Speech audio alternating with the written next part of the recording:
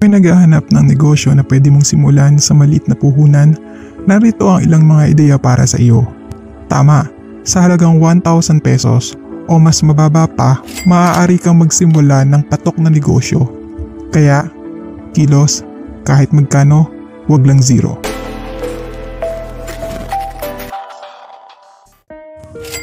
Tuhog-tuhog business. Madali lang itong gawin at i-manage. Kailangan mo lang ng simpleng lutuin tulad ng hotdog, fishball o kwek-kwek.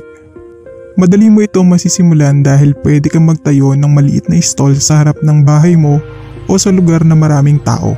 Tips: siguraduhing malinis ang iyong mga gamit at sangkap. Ang hygiene ay importante para sa mga customer. Basta malinis, tiwala ang customer. Siguraduhin malinis ang iyong mga gamit at lutuan para sa safety ng lahat. Gumawa ng iba't ibang sauce para mas marami ang pagpipilian ng mga customer mo. Go lang! Mag-eksperimento sa iba't ibang lasa para mas lalong maengganyo ang mga customer na bumili sa iyo. Mag-offer ng mga combo deals para mas dumami ang iyong mga suki. Number 2 business, barbecue business. Madali lang itong gawin at masarap pa. Kailangan mo lang ng uling, grill at karne. Pwede kang magtayo ng barbecue stand sa kalsada o sa harap mismo ng bahay mo. Tips: gumamit ng masarap na marinade para sa iyong barbecue. Baka merong sikretong rekado ang nanay mo o si lola na pwede mong gamitin. Para ito yung hahanap-hanaping lasa ng mga customer mo na naiiba sa ibang nagbabarbecue. Siguraduhin mo na naluto ng maayos ang barbecue para sa kaligtasan ng mga customer. Mag-offer ng iba't ibang barbecue option tulad ng pork, chicken at isaw.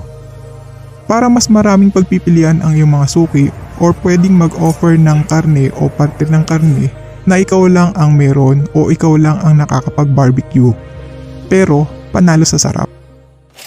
Kakanin business. Madali lang itong gawin at perfect para sa mga okasyon. Kailangan mo lang ng mga sangkap tulad ng malagkit na bigas, gata at asukal. Pwede kang magbenta sa mga kapitbahay o sa palengke o sa harap ng mga school. Tips: gumamit ng fresh na sangkap para mas masarap. Siguraduhin malinis ang mga gamit at sangkap na gagamitin mo. Maging malikhain ka sa kulay at hugis at flavor ng kakanin mo at baka ito ang magpasikat at magpaangat sa negosyo mo. Yellow business. Madali lang itong gawin at kailangan mo lang ng mga plastic bags at malinis na tubig. Pwede ka magbenta sa mga kapitbahay o sa mga tindahan, ikaw ang magsusupply sa kanila. Tips: siguraduhin siyempreng malinis ang tubig na gagamitin mo. Mag-offer ka ng iba't ibang sizes para sa iba't ibang pangangailangan. Mas makaka-attract ka ng customer kasi mas convenient ang yelo na i-offer mo. Lumpia business. Madali lang itong gawin at perfect para sa mga okasyon. Kailangan mo lang ng sangkap tulad ng lumpia wrapper, gulay at karne. Pwede ka magbenta sa kapitbahay o sa mga palengke o sa school. Tips: gumamit ng fresh na sangkap para mas masarap. Siguraduhin tama ang pagkakaluto para hindi masyadong matigas o malambot.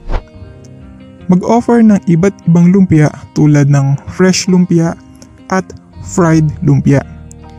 Pwede kang gumawa ng signature sauce mo na babalik-balikan ng mga customer sa iyo.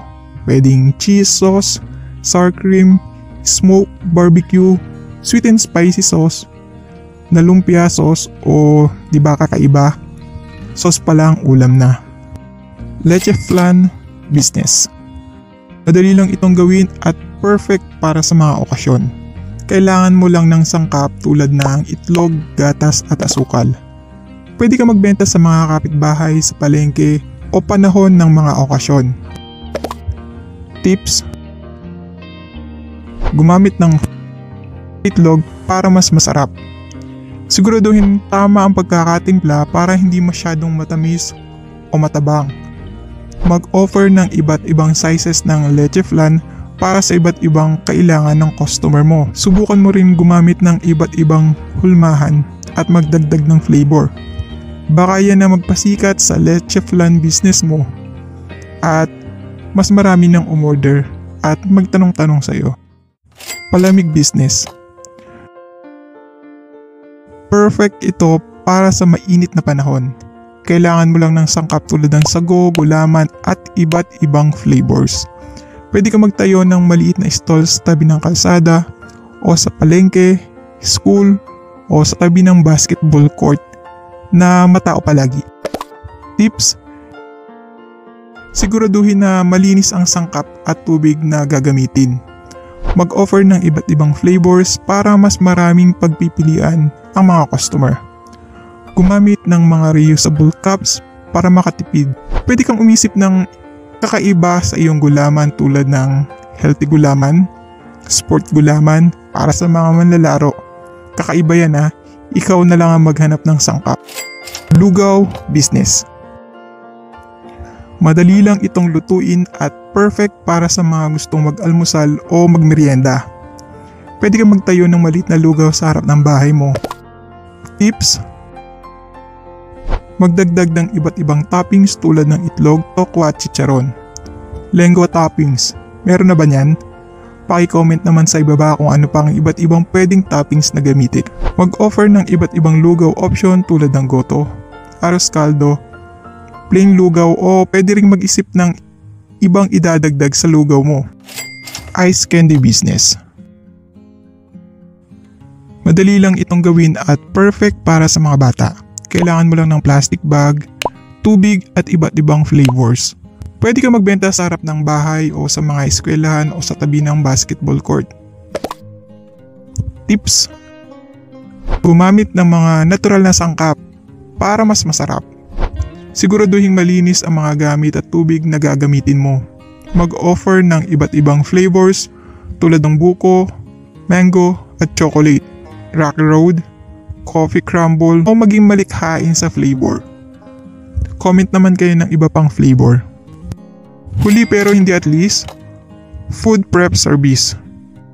Ito ang sagot para sa mga busy customer. Mag-offer ka ng breakfast, merienda, lunch sa mga opisina, bahay o pwede rin sa eskwelahan. Tips: mag-customize ng meal plans para sa mga pangangailangan ng iyong customer. Tandaan, bawat negosyo ay nagsimula sa maliit, pero sa passion at konting creativity, mapapalago mo ang 1,000 pesos na ito. Kung nakapagbigay ng value sa iyo ang video na ito, paki-share at favor lang gumawa ka na ng action ngayon. Kahit magkano, wag lang zero.